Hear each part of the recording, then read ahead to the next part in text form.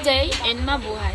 My name is Sishati Permano and this is my reflections on the mental health symposiums titled Safe Minds, Safe Spaces, Understanding Mental Health and Academic Community. So attending these symposiums gave me a valuable insights into the importance of mental health awareness, emotional balance, and creating a supportive environment within our academic community.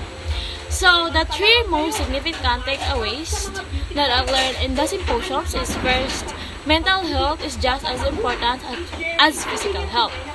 One of the speakers emphasizes that taking care of our mental states allows us to function better, build relationships, and perform effectively as a student.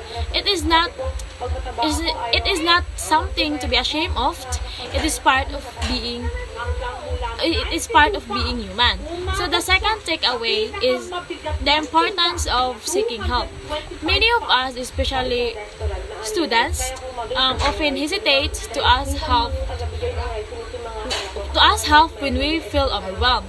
But the symposiums reminded me that reaching out to the guidance counselors, trusted friends, or mental health professionals is a sign of strength, not a weakness. So my third takeaway is about building a supportive community. The speakers highlighted that creating safe spaces means listening without judgment, showing empathy, and respecting others. And respecting others' emotions. So even small acts of kindness can make a huge difference in someone's mental health journey. Before attending, I thought mental health was only about stress or depressions. But through these symposiums, I realized it covered a wide range of experiences like emotional resilience, self-awareness, coping mechanisms, and health communications. So it deepened my understanding that mental wellness is continuous, and it requires daily effort through self-care, mindfulness, and balance between academic and personal life. So, as a student, we play a big role in promoting mental health. We can start by practicing empathy and respect, like listening to others without judgments or respecting others.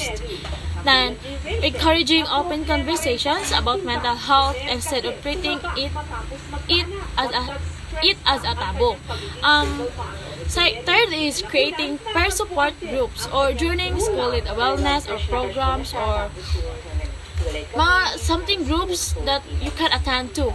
But third, the fourth one is promoting healthy habits, like managing time wisely, resting enough, and reducing toxic competitions. Like, do not interfere with your arrivals. Yes. Think very carefully that your mental health is very important. That fighting to one another.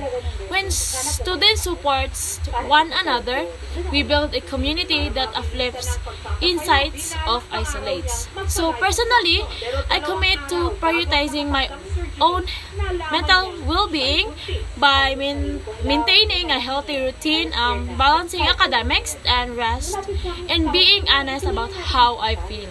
So I also promise to support my classmates who might be struggling by being a good listeners, checking with friends, and reminding them that help is available. So through small actions, I want to create a campus that truly lives by message of safe minds and safe spaces. So these symposiums reminded me that mental health is not a solitary battle. It is a shared responsibility. When we care of ourselves and in each other, we create a more compassionate and resilient academic community. Thank you for listening to my reflections on safe minds, safe spaces, understanding the mental health in the academic community. That's all. Thank you.